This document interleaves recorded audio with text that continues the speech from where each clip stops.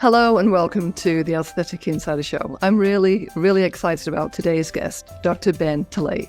Dr. Talei is a board-certified facial plastic surgeon in Beverly Hills, amongst many other things. Dr. Talei, welcome to the Aesthetic Insider Show. It's a pleasure to have you here. Thank you, Angela. Before we get going on facelifts and surgery, and let's talk about you, the man behind the Auralyft. Our audience, I know, would love to learn more about you, how you got started, background, and kind of, leading to this interview today. Yeah, I grew up in California. I was in San Jose and then LA, and throughout childhood, always wanted to be a doctor, a heart surgeon, brain surgeon, kind of the lifesaver. And then ended up going to medical school down here as well. And throughout medical school, I still thought that. And then once I actually got to the end, I had to make a choice. It was going to be between head and neck surgery to do head and neck cancer treatments and everything from here to here versus doing orthopedic surgery, because I grew up doing a lot of carpentry and upholstery and kind of random things that I was good with my hands. And for me, it was kind of second nature, and decided head and neck was the way to go because you really treat all of the body through the head and neck. All the symptoms of any disease come out through the head and neck. So for me, that was enticing. And I went to residency over in New York at Columbia and Cornell, and over there I loved head and neck and doing everything related to it, whether it was in the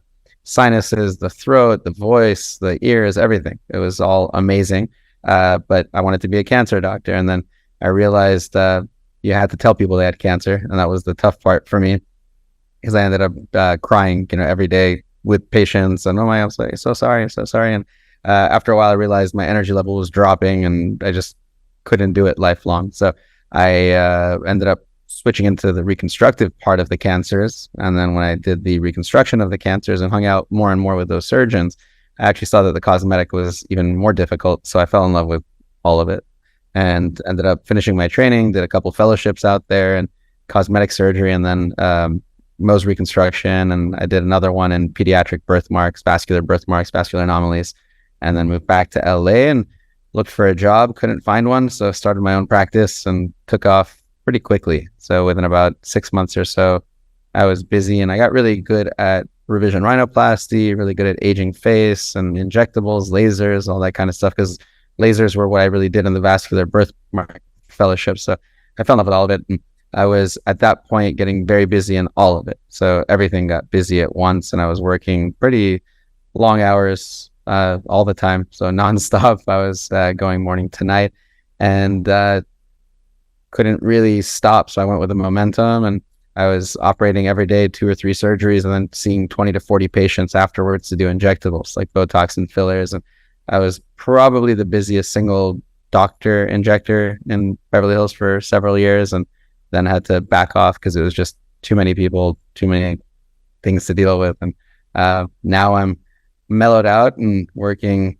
less, maybe 4 days a week, but 4 long days, and then doing some other stuff on the weekends now, and focusing no longer on nose and those kind of things anymore, but really just aging face. So doing facelifting, eyes, lips, that kind of stuff. And that's where my focus has been. And until I perfect it, I won't be bored of it. And then once I feel like I plateau, then maybe I'll get bored of it at some point. As you were talking, then you mentioned, how you went into, cancer, being a cancer surgeon, and then that obviously was so upsetting. But then reconstruction in cancer, and then cosmetic, which the word in itself is a soft word, cosmetic. Mm-hmm. However, you say is more difficult than the reconstruction. Can we talk about that? Because I don't think people out there think that cosmetic surgery is more difficult than reconstructive surgery. So it's the difference would be sort of like just water painting or using a crayon to draw something versus using like the most precise thin pen in the world and being like super precise about everything.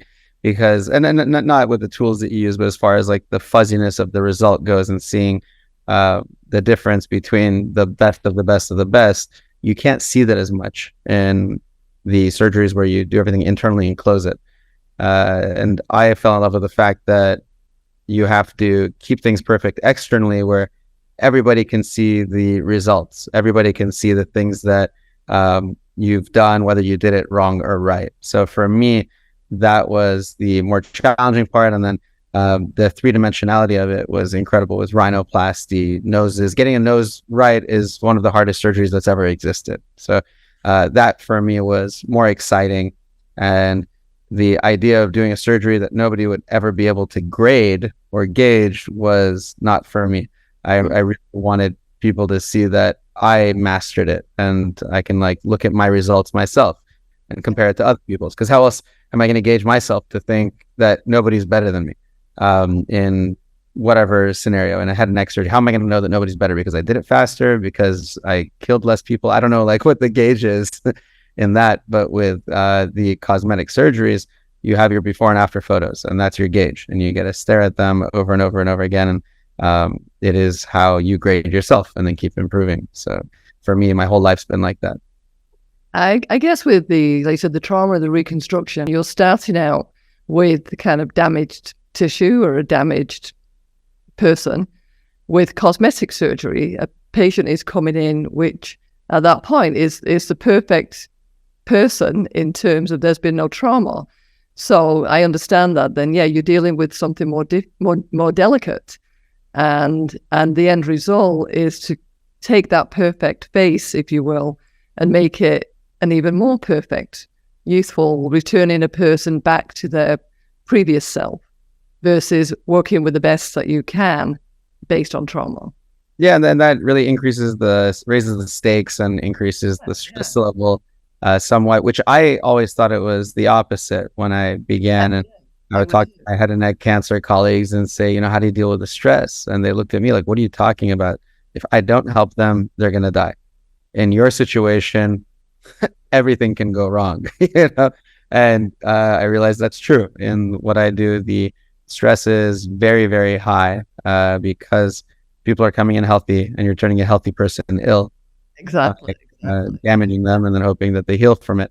And you are hoping that they heal from it. You don't know exactly what's going to happen every time, and you have to look at the best way of doing everything to prevent complications. But you cannot fully prevent complications. Anything that you do touching a person has a complication, which is why the Hippocratic Oath begins with first to do no harm, which implies already that the second you touch somebody with anything, with a needle, with anything that penetrates them or touches them, you're already potentially causing issues to a person who couldn't have or may not have had issues otherwise. Yeah.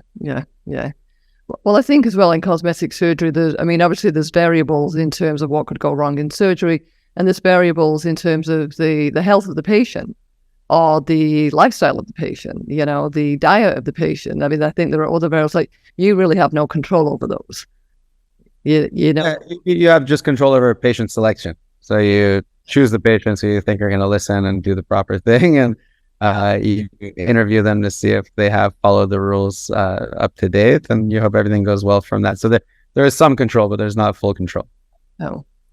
On a scale of 1 to 10, how many patients follow the rules? There are very few that completely follow the rules or read the instructions. So there are really good patients, and they'll follow anything you tell them, but you can give them an instruction sheet and they won't fully read through it, or they won't read the one bolded item that I have. I legitimately have bolded, italicized, and highlighted items on there saying, do not touch your earlobe. Do not send me a photo of you showing me the back of your ear. Because people have done it so much, it's an obvious pattern. Yet still, I get that photo and people justify a reason for sending it to me, even though I've told them multiple times not to do it. So very few people follow every single instruction properly, but most are fairly intelligent in my practice, who come in and reasonable, and they kind of get things. And there's not too much you need to do with healing and for aging face surgery. You kind of just hang out and show up when you need to show up, and everything's typically fine.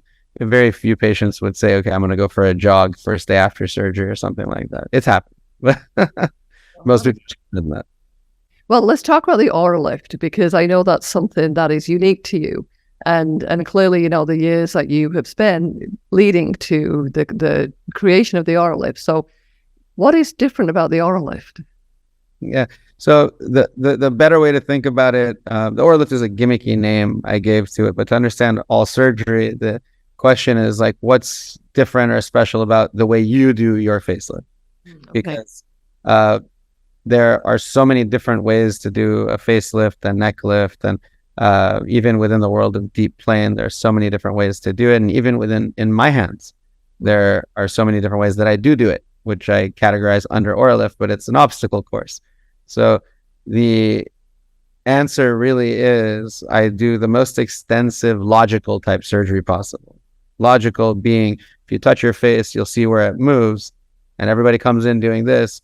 What if I told you the surgery that I do actually addresses that tissue layer in that plane, which is the plane that it's gliding in, that's moving in? That makes most sense. So that's the way I approach it. Now, why I'm good at it is because I've done so many, and I understand the anatomy so well, I can navigate it in every single type of patients and not miss things. So whereas somebody who's done maybe, 10 a year or something, they're going to miss things. Whereas I'm doing 300 a year and I constantly criticize myself and I'm constantly staring at everything. So I don't miss things as much anymore. Meaning if you see my results, they're very consistent, whether it's a 400-pound Asian person or a 100-pound white person or whatever you give me, a third revision, second revision, parotid hypertrophy, glandular descent, anything. I can get it to a very delicate, natural, refined result. So it is the ability with which I perform a facelift in the most logical way possible, because most surgeons, they deny logic, they forget logic, and they would rather live in their idealistic fantasies where they want or hope things will be a certain way, whereas I don't accept that. It either is or it isn't, and I can't live anywhere but reality.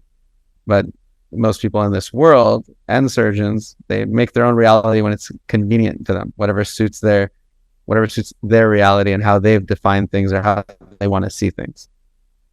Now, that logic that you say, that is in the obstacle course that you have, is unique to each patient. I would imagine that you have your system or your methods and you know what to look for, but there must be intricacies to each patient that Yeah, a little bit more different and unique to you. yeah, of course. There's so many different variances in anatomy that you have to really see everything from the outside before you go in. And once you're in there, you have to be able to know how to manipulate each different type of anatomy. Interestingly, the opposite thing is also true, where we're not as individual as you think. And this goes to really how well does somebody understand the facelift, because some surgeons think that there's a difference between a male facelift and a female facelift. The master surgeons do it exactly the same because it's the same anatomy internally. And of course, there are differences in skin quality and things like that, but there are no modifications in the surgery otherwise, because a man and a woman internally have the same anatomy. It's just a little bulkier sometimes or a little different shape or something, but it's the same thing. The reason that some surgeons have an algorithm for how to do a female or a male is because they don't fully understand the surgery in the first place. They haven't mastered it. And since they haven't mastered it, they've compensated for their failures. Instead of figuring out how to do it properly, they camouflage it. So they say, let me put an incision up in here where you can't see it. Let me put an incision back over there and hide it where you can't see it. So when it scars, because I did a poor surgery, you're not going to see it. And most of those surgeries or the types of camouflage are more for women than men, because that's the number of people coming in are higher for women. So you end up hiding things around a female hairline, not a male hairline, and you end up doing male and female facelifts differently. That's when you don't know any better. Once you master it, the anatomy is fairly similar internally. Now, interesting. Now, I did see something that you were discussing recently, and it was on overcorrection. Mm-hmm. And many surgeons tend to lean to overcorrection of a facelift so that when it settles into place. So it is pure hypocrisy where a surgeon will be completely neurotic about every single thing and demanding, and everything has to be perfect, and you have to follow the instructions to the T or else something will go wrong, because the instructions are a recipe for success. And the nurses in the room have to be perfect because everything has to be done exactly to get a perfect outcome. And this neurotic perfectionist surgeon in their recipe gives you a 20% room for error and says, let me overcorrect it and pull it up to here because it's going to fail 20%, maybe 10%, maybe 30%, a lot of maybes that you throw in there. And it's been taught so much that people think it's a normal part of surgery, overcorrecting. They think you overcorrect because things settle. Why would it need to settle? Why? Where is it settling? Where? Like, I don't understand. It's a lift. If you released it and put it into a position where it wants to sit without any attention, why would it settle? Where's it going to settle to? The swelling may come out, but why would it need to drag down? So the reality is, when you get really good at lifting, you realize that all of that stuff that we were taught and those words that we've heard over and over and over again were mistakes and were a fallacy, and they're repeated. So people keep thinking, well, everybody says it. And then, they think since everybody says it, it's correct, rather than since everybody says it, it's actually wrong, because everybody does pretty bad plastic surgery. Like, if you look at everybody, if you look at 95% of people, it's pretty bad plastic surgery. And then it's really the people who do it differently that do it really, really well. So things like overcorrection are not a good idea, because you have to have everything else perfect, yet you're leaving this 20% to chance, and you're including 20% failure, which is what it is. Let me include in my recipe, 20% of this is going to fail, so I'm going to fix it 20% more than it needs to be. It sounds pretty stupid when you say it like that, but when people describe it like they do, say, oh, it needs to settle. Settling occurs with little lumps and bumps and things that occur the day after surgery. Swelling, that settles. Ripples and bumps and those kind of things that you have during surgery will stay. They're going to take forever to go away. And when they go away, if they go away, they went away only because something failed. Because wherever you held it that caused that bump failed. So you have a great result. So what is it that you do to avoid the overcorrection? Is it the undermining that you do in a deep plane facelift, or what is it that you do that you get it right, and when the swelling is down, it's going to be where it's supposed to be? Yeah, it's two things. One of them, this is a glide plane. You see it's moving. Uh-huh. So that's the plane I go in. But to get it to mobilize and stay in a different position, I have to release any tethering points. So there's a line of tethering that's there. Here, there's a tethering point out there. So you have to release those points and then go to the glide plane and just separate it. And the second thing is you have to move it where it wants to go. Most people think lifting has a specific vector, and they're completely wrong. Lifting has no specific vector. Everybody ages differently. And it's not in one dimension nor two. It is in all three dimensions that you can understand. And a brow lift, for example, everybody lifts this way because they think that's what a lift is. Whereas realistically, it is more of a distension like that. And it goes back along the superior temporal line because you're just resetting the whole scalp back. But they all treat only the brow. They don't realize the forehead and the scalp came down with the brow. It didn't come down by itself. So all I do is feel for those things. And I see where the face wants to go once it's released. So you have to first know how to release it. Then once you know how to release it and that glide plane is mobile, even more mobile than it already was, then you just move it with your hand and you'll see in one direction it causes bunching, other direction it causes bunching, this direction no bunching. That means you've pulled it in the proper vector where you've taken the maximal excess and taken it back to where it needs to be. So the redundancy is gone now. And that's the whole idea. Once you do that, you just set it back down. And I've been quoted saying you can suture it down with farts and it should stay. But it's like, really, you don't need much strength because there's no pull on it. So there's no overcorrecting, and then everything stays. The thing that people don't understand about a deep plane is that it is a glide plane. And if it's a glide plane, that means it's two layers going over each other smoothly, like two muscles, because they can't be attached for them to work independently of each other. So what would make someone think that you go mobilize a glide plane, which is unattached, you reposition it and put it back down, and all of a sudden it would attach? It's a glide plane. It doesn't attach. That's why it'll glide back. So when you're doing that, you have to have things off tension or know how to manipulate the tethering points that naturally exist. So there are tethering points here around the parotid that we call the cervical retaining ligaments, or the fixed SMES. And if you know how to release that, release the glide plane, reposition it, that will re-adhere down to the face at a real adhering point, whereas the rest of the glide plane stays mobile. So you have to realize that and not assume that something will reattach fully. It'll sit again in a higher position, but in a glide plane. So it's going to mobilize naturally. Sometimes you do see, like you said, you use the word rippling. And so, I mean, I'm in Beverly Hills enough to see, and Orange County, to see rippling faces.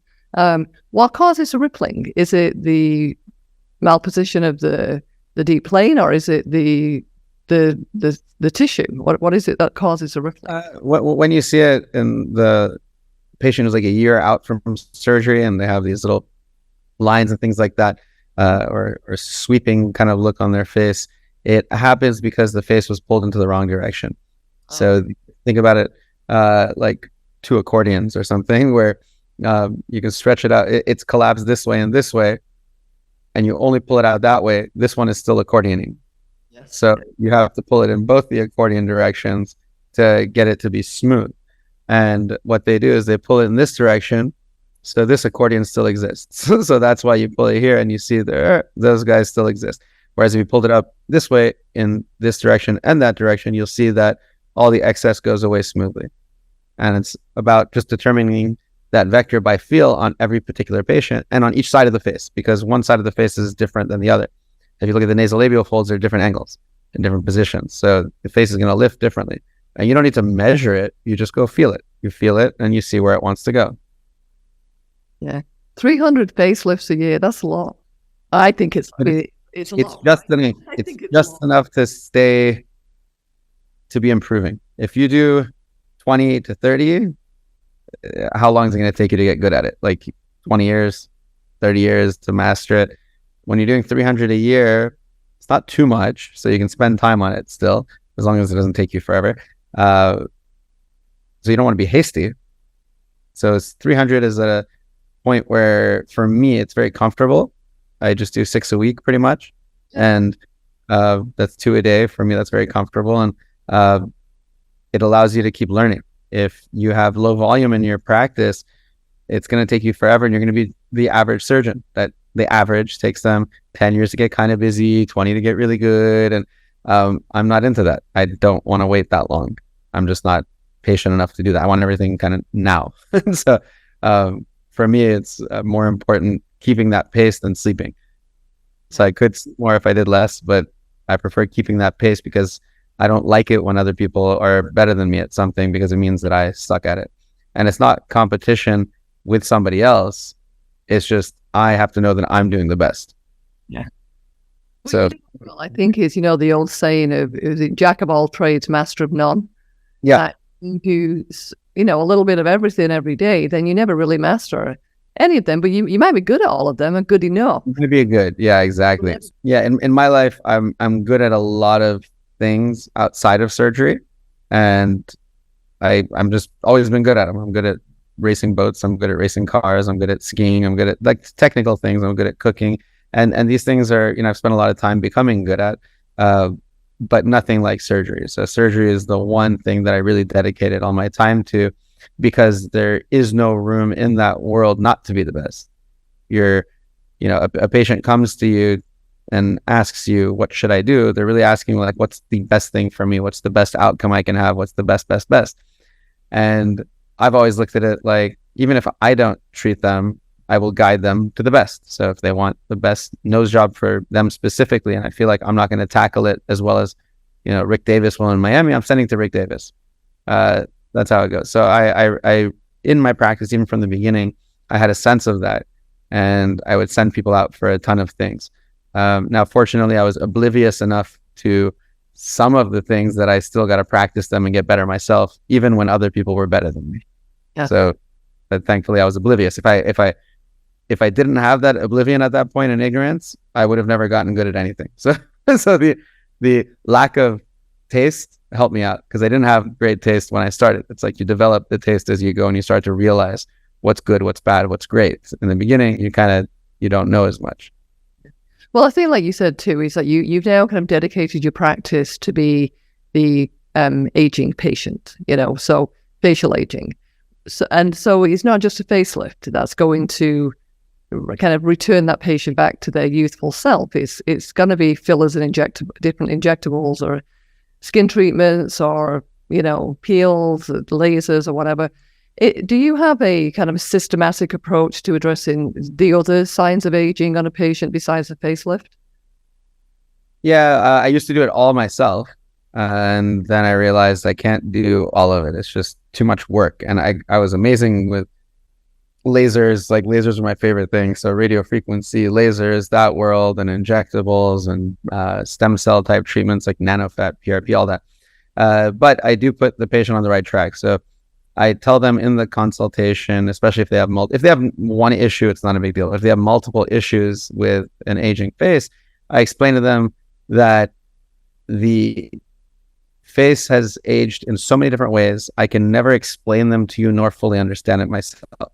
The things that we do understand that we can tackle are drooping or ptosis, volume loss, and then skin quality changes. So if you really want the biggest rejuvenation of things that we can easily address, those are the three things. With surgery, I'm addressing a little bit of the volume and I'm addressing a lot of the drooping.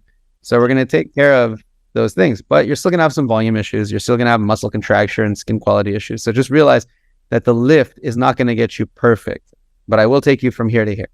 So I'm going to make a huge improvement on you. Keep it natural. Everything's going to be perfect. And then afterwards, if you want to do more things and take it to the next level, you can. However, those are different treatments. And it's easier now that I don't do those, because then I can just say, okay, I want you to start a treatment regimen with my nurse practitioner, Jen, or Taylor, and they'll get you on a regimen with creams. And then at some point in the future, in the next year, do a radio frequency. We'll see you back in a couple of years after that. Try, little tiny things as maintenance to keep them as good as possible, because everybody loves the way they look the first 6 months because there's a little bit extra swelling in the face and they look full. When that goes down, they wish they had maintained that somehow, but there are ways to do it. So I send them along and do that. And it's great having that conversation, because otherwise some people think that a facelift cures everything, and try to explain to them, no, it does not. And not everybody fully grasps that. And I've had to have the conversation with some people where I show them their photo and they're showing me like microscopic little tiny things that really have no consequence in beauty or aging or anything. And they nitpick on them. And I have to explain to them, I said, listen, this is not something where we're trying to fix 100% of the issues that you will ever have in your life. I'm like, I took you from being poor to a millionaire. That should be good enough. I'm like, I can't get you to being a billionaire. A billionaire is like very, very hard to reach. So I took you as far as your face will let me go, and as far as I can do for you safely. Past that, it's going to be very difficult to get a little more improvement. But you can't blame people for wanting more. That's why they came to you in the first place. They want the best, and they think you're the best, so they come in, saying they want everything possible. Of course, yeah. Now, do you have a team that provides those other services, like you said, the skin rejuvenation or the fillers? How do you work that in your practice? Yeah, I have a nurse practitioner and a PA who are very high level, providers, and they do lasers, skin tightening, the radio frequency and microneedling, PRP, injectables, dissolving, all that kind of stuff. So I give everybody to them, and they are incredible, or else I would never send anyone to them. I just refer to another doctor. But they are incredible. So it's Jen Hollander and Taylor Supiani are just incredible. I've got very lucky that I get to work with them because I don't trust people. And they're both very, very intelligent, very capable, very experienced. And now, because they need more space, we're moving them over to a new location in West Hollywood called Cupid Lyft. So that's going to be it was going to be our lip specific location, but they do have an expertise in lips, but we'll also be doing the other things. So that's going to be the location for everything lips, lip products, and it's going to be a retail store, but then have a bunch of non-invasive stuff in the clinic part of it in the back. Okay. Now, you talk about lips. I know one of the things that you were and maybe still are doing was your lip lift. I mean, I do see that's taken off quite tremendously in terms of not just lip fillers, but your surgical lip enhancement. You were a pioneer in that particular procedure. Are you still doing that? Would that be offered at the Cupid Lips? Yeah. So that's one of the reasons we're doing the Cupid Lips centers, is to offer the Cupid Lift, which is the lip lift surgery that we do, and to have quality control over it. Meaning, even if I'm not the surgeon doing it, and we have a store in Miami or Dallas or wherever we're going to set up, you're going to have somebody who does it exactly the way that I do.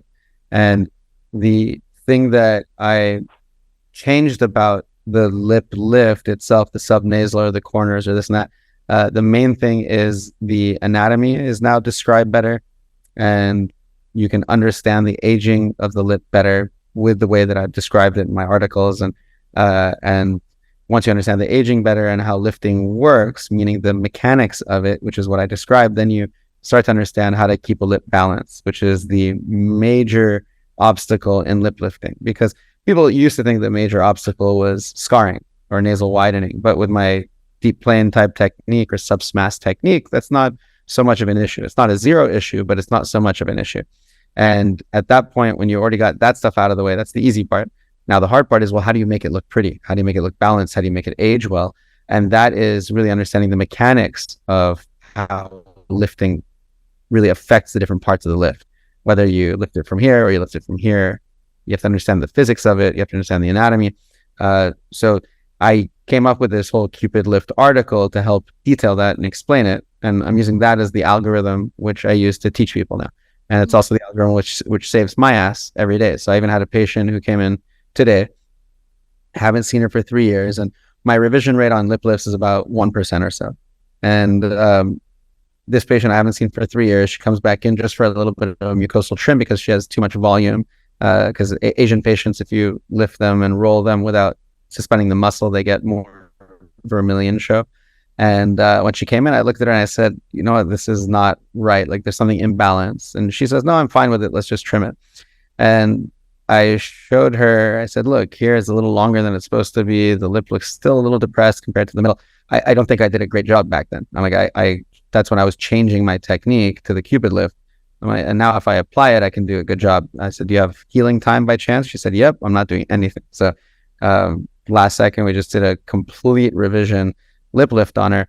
And the recipe that I've created, or the algorithm, saved my own ass, because I employed it and I utilized it on her, drew everything out, and the calculations gave me the exact amount to take on every single part of the lip, where at the end of the procedure, it was just perfect. It was just balanced and looks happy and neutral and symmetric. That's great. That's great. So, I mean, like, so you're forever learning and honing your own techniques, but the fact that you've had a patient come in who left 3 years ago, a very happy patient, and with, I'm sure, the look she wanted, but that you could make it even better. Yeah. Yeah. It's, I mean, she considered a success. I consider it a failure. So easy to fix that. But that's you again. It's like you probably, you're harder on yourself than your patients are, as most artists are, you know, and is again, it's all about precision, and it has to be perfect. Yeah. We got to be proud of it. If you're not proud, it has to be perfect to the patient. It was perfect. Yeah. Yeah. For me, the patient, it doesn't even matter so much what they think. It's more, am I proud of it? Yeah. Because I'm so grounded in reality, where I'm never going to look at somebody and be proud of something myself that they shouldn't be happy about. Because there are plenty of surgeons who think that it shouldn't be better. They say, like, it doesn't need to be better. Just be happy with what you have. And I'm not like that. I'm just more, I ignore what they think and I look at it and say, can I do better? Is better possible at all? And if it's not possible or not safe, then that's when I say, okay, I think we're in a good position. You know what I really like about what you just said is you're very grounded, and I know that, we know that. But you know, you have kind of the illusion of, you know, you are clearly a very skilled man. You are super intelligent. You have so many passions and loves and things that you're good at. You know, have nice cars and boats, and like you said, you could have done any of those things skiing, but you've been grounded in medicine.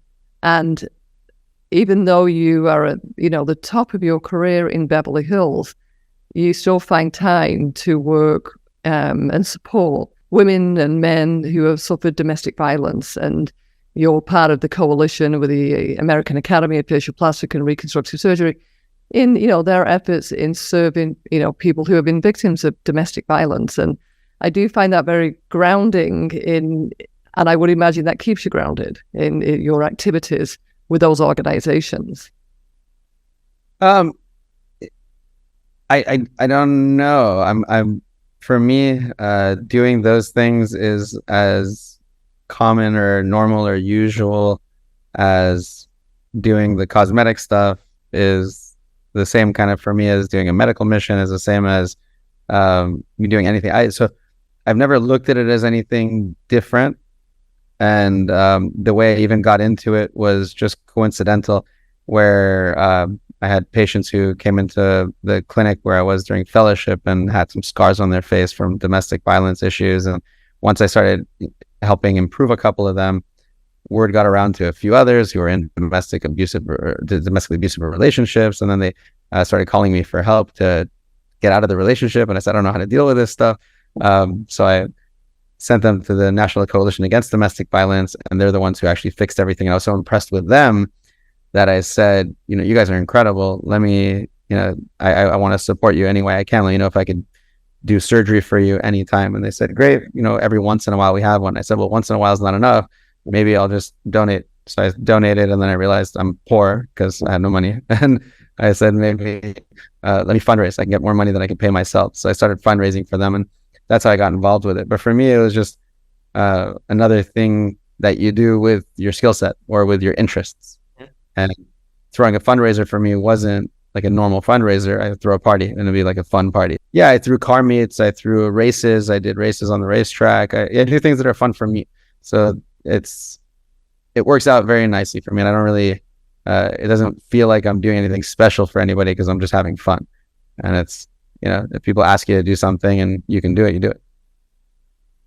Yeah, that's kind of a great way of looking at it, because I think many, people feel, oh, I should be doing more volunteer work, or I should be doing, spending some time with a charity, doing something. But, if you find, obviously you found something you love to do, which is surgery, and you can combine all of your extracurricular loves as well into fundraising. Yeah, that's fun. I really like that. I really like that. That's great. And then let's talk about your cooking. I totally I've seen some of your posts of your homemade sushi rolls or whatever, but you have a love of cooking or a joy of cooking. Yeah, I started cooking when I was about probably 7 years old with just basic eggs and things like that. And then by the time I was 8 or 9, I was doing Persian dishes, which are like stews and things like that, because our mom went back to go pick up our grandma from Iran at the time. So I was cooking for the family. And I just always liked creating things. So for me, the fun of it became trying to make something new. It began with my fried chicken recipes, because I was obsessed with fried chicken as a kid. And I made hundreds, not dozens, I'm talking about hundreds of different recipes with fried chicken without reading a recipe or a cookbook. So I would just try to figure it out myself. And I'm like, okay, let me try baking soda. Let me try cornstarch. Let me try things that I just heard places. Flour. Let me try potato starch, So it became this sort of creative endeavor where I would try something new and keep trying until I got it right. And then, there were a lot of failures. So it wasn't always good having my food back then. And then at some point I got good at it. So now it became not just getting it right, but making something just completely different that I'd never made before, with a completely different flavor, just from understanding the flavors that I had used before or heard of or smelled or anything. And then in my mind thinking, would this go well together? And I just go shopping, I buy a ton of stuff, throw it on the kitchen counter, and then say, this seems like it would go with that. And then I just mix it. And the fun of it became not trying it until I finished. So I wouldn't sit there tasting it. I want to be so good at calibrating that I would just finish it first, then give it to somebody and watch their face to see if I got it right. Now my success rate is close to 100% now on not getting it wrong, not too salty, not too sweet, not too anything, but it's not 100%. And the reason there's a lot of sushi stuff on there is because my boat mechanic he's a racing boat mechanic, but he goes fishing offshore and comes back with tons of fish. And I'm talking about really high quality bluefin with all the chutoro, otoro, all the different types of tuna belly and yellowtail and everything, and gives me a giant cooler of it. And so every time after he goes, I'm there with a month just making sushi. That's why there's a lot of that on there. And the past few years I've been limited though, just because of construction in my house, which is finally over, but I've been so busy I can't even get to the market. So I will be getting back to it again soon. Well, I know you've authored several books, and so is the next book going to be 100 Ways to Make Fried Chicken? Yeah, I have a lot of fried chicken recipes. Like, people don't understand how many I have. I've done it every way you can imagine, and still there's more because there are so many fried chicken recipes in the world. Yeah, I have the same like lamb recipes. I have like a lot of things I'm very good at, like lamb chops and duck breasts and those kind of. You mentioned that where you're at now in your career is with facelifts, and you're going to keep doing that, of course, and perfecting. Do you have any glimpses of anything into the future that you could say, what's next for Dr. Ben Talei? I've got plans. I've got lots of plans. I've got the main plan for me is I want to be, in my mind, retired and still working. So there is no obligation or responsibility to my practice. It kind of runs itself, and then I just show up and have fun and operate. And that's where I'm taking it, to become like that. And I'll probably back off and schedule a little bit more in the next year or two, but I'm not sure. For now, I'm having fun with it still, and we train a lot of people. So if I slow down, it kind of sucks for them, because I've already cut out rhinoplasty, and the people I was training don't get the rhinoplasty exposure from me, but now they get it from Rich Zumalan and Karan Deer, because we work together in our fellowship. But we're going to be taking on more fellows with myself and a group of surgeons that I work with, and we're going to have something that we call the Super Fellowship, which is going to be not just our fellow in the American Academy of Facial Plastics, but a separate fellow. So I just want to get more and more into teaching and having little surgical progeny, out there. And that for me is kind of the end chapter of the career, is to really just lecture as much as possible, teach as much as possible, and then have somebody else take over the reins and move on. Because for lip lifting, I've done well over 3,000, and at some point when the creativity of it is plateauing, then I just get frustrated with it or bored with it. I don't know what else to do. I'm good at it, but I want somebody else to figure it out now. I've created all this new nomenclature. I've created all this anatomy. I've created all this explanation of it and the techniques. Now I want somebody else to take it somewhere where I couldn't, where I can't imagine at some point, at some point the creativity stops. And for me, that's stagnation, and stagnation I don't want to be a part of. So I just kind of back off from it myself and let somebody else make it better at this point. Well, now let me ask it, because wouldn't you think, the anatomy is the anatomy, and it's as long as humans continue to evolve the way we have, then our anatomy should be staying the same. And so if you've reached a state of perfection, then your technique should be tried and true for, many years to come. Well, perfection with me, I have no complications, no revisions, and no scarring. And that's not the case. So I have to fix things sometimes. And maybe somebody else can come along and fix something so that the chance of fixing something is even lower. And that's the key. Because surgery, there are very few surgeries which you can perfect. Even upper blepharoplasty, which my revision rate is 0.001. I've ever revised, I think 2 out of a few thousand. And for brow lifts, I've revised 1. So those are exceedingly low things, but it doesn't mean that I did the best job in the world at it. It could have been, if I look back at my surgery 5 years ago, I'm doing way better job. You're always critic, so. Yeah. So I just want to have I like it when people teach me things, because it's a shortcut, rather than, I like figuring things out for myself, but any day I will take the easy way. Somebody gives me an easy out, I'll take it. People like challenges. I don't care much for challenges. I like creativity. I like making things.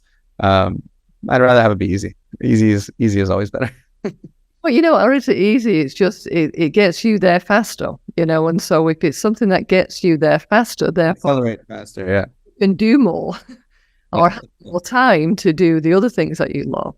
Yeah, I have a need for speed with not just automobiles, but also acceleration and being good at things. So I always take the easiest path. Yeah. So, my last question to you is, and this does kind of go back to, again, the anatomy remains the same. And so, but trends, like facelift trends, I think in the past, there were things that maybe weren't really a trend. It was just bad surgery with the whole winter look, but we see things now of cat eyes or, different looks. Are there any trends? Do you go with trends? Yeah. So there's a saying, I forgot what it was, but for a magician, it's much better to master an old trick than to do a new one poorly. And this is really how facelifting is. People are so misguided, surgeons, that instead of figuring out how to master something, they keep looking for little tricks. They keep looking for little tricks like that are just easy to employ, rather than doing the hard stuff, which is, hey, do the work, go figure out the anatomy, go learn from the best, figure out what's wrong. Most people don't have enough taste to understand to go do that. So what they do is they always look for tricks and trends, and the trends pop up, and these are the same people that you can teach and do the most genius thing that you're teaching them, and they would come to you, instead of saying, oh my God, that's such an amazing concept, they say, what suture do you use? And you're like, dude, I just told you the secrets to the universe, and you're asking me what stitch I use. You're very misguided. Like, you're not really understanding at all what happened here. These are the surgeons who jump on every trend, trying to see like, oh my God, wow. And they're not good at critically analyzing end results. So they just look at the things that were done, like this suturing technique, or whatever way that I cut everybody in the same way and pull it up like this, and I found this new measurement. And they just jump on these trends and they do it, and they all end up in the same exact mediocre basin as everybody else forever. And there's no helping those people.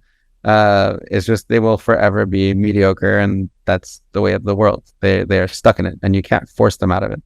For myself, I do not hop on trends. However, it's sometimes difficult to understand the difference between a trend and an advancement. So PRP, when it came out, platelet-rich plasma, was mocked by everybody in the surgical world, including us in my fellowship and residency. And they're like, what do you mean? You just take blood and re-inject it? It makes no sense. It's always circulating. And then at some point, the data increases, and you do see some real results, and you say, oh, wow, this is not a trend, it's an advancement. Yeah. And, because a trend at some point will turn into that, because and it may never trend and then turn popular as well. The trends that come and go could be good, could be bad. Deep plane facelifting was a trend that kind of came and went a little bit from a guy in Texas, and then eventually caught on and really, really accelerated. And then there was trends of thread lifting, which died out in 2013, and then again in 2018 reared its face with a different type of thread and a different explanation, a different vision on how it works. And it was like wildfire everywhere, and then now it's slowed down again. So it's not dead. People are still doing it, and it has some benefit here and there. But those trends, I always wait to see what happens before I touch anybody, because I don't want to be the one messing somebody up. I don't want to use anybody as a guinea pig. So things like Elicor, which is like a weird device where you go punch a million holes in someone's face. I'll never be the first one to try it. I'll never be the 1,000th one to try it. I will probably never try that device. Those are things that I don't want to be a part of. I just want them to come and go and pass. And if something happens where somebody finds out, no, my God, it is amazing, then I'll hear about it down the line, and I will adopt it into my practice as well. Yeah, that's interesting. What about lip trends? I mean, obviously you're opening the Cupid Lyft, in West Hollywood, and so obviously you have a key focus on lips, but there are trends, and the concept I have on lips is sometimes that you can put the right lips on the wrong face. Right. Yeah. So the key core concept of how we're going to do things at Cupid is that we don't subscribe to the trends at all. It's very easy to be good at the lips, and it's very stupid to overcomplicate something simple. It really is. So we keep things very simple, very natural, take things to where they can be I don't care if somebody wants fake lips. I don't care if somebody wants big lips they saw on their friend. I don't care if they want anything. We're only going to give people what's natural and easily attainable, predictable, those kind of things. So there will be no trends there ever. Now, we may start a trend if we say, okay, we're going to do this nano-fat technique with PRP and people will popularize it more and more. Fantastic. However, my whole practice has gone on me just doing things that I thought were good, never trying to have, I never really cared about getting patients in for business. It wasn't a business decision to do anything I did. And Cupid's not going to be guided by business decisions. Cupid is a new place that we're making for fun because I'm creating a new clinic and it's going to be awesome. And it's just going to be fun and it's going to look amazing because my friend's designing it and it's going to be unique and original. And, I don't care about what brings more business. It's like, we're just going to do very good things and people will come to us who like very good natural things, which is how my practice is now.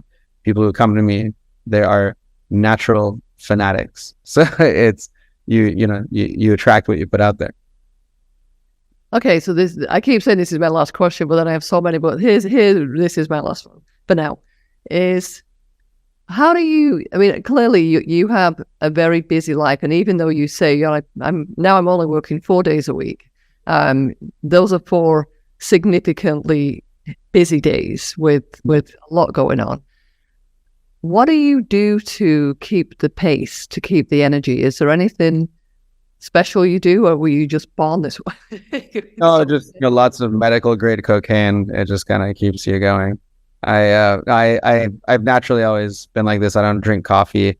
I was always very good on sleeping minimal hours and still functioning very well. And I've slowed down a bit, which is why I can't do what I used to. If you'd seen me in residency, I was a maniac. In residency, it was well over 110 hours a week, and I would work nights in one hospital to go work days in the other so I could watch somebody operate. And by Friday, if you'd seen my face, you wouldn't, you'd feel bad for me and say, you need to go home.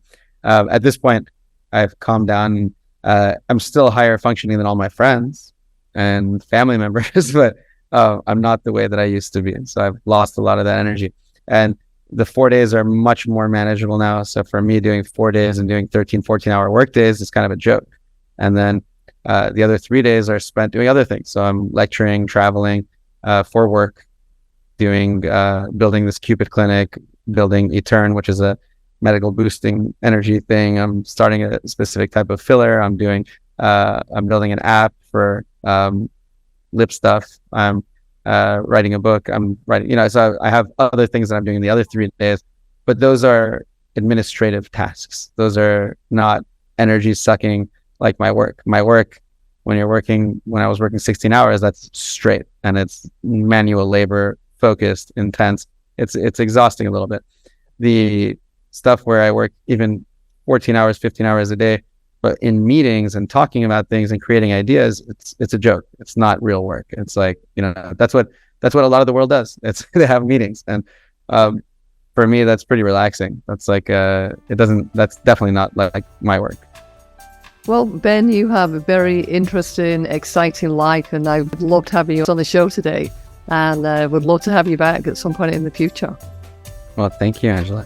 I hope we have another podcast where we can talk about all your life on the next one. Absolutely. And for those of you still watching, we have more exciting guests coming up, so please tune in next Wednesday at the Aesthetic Insider Show.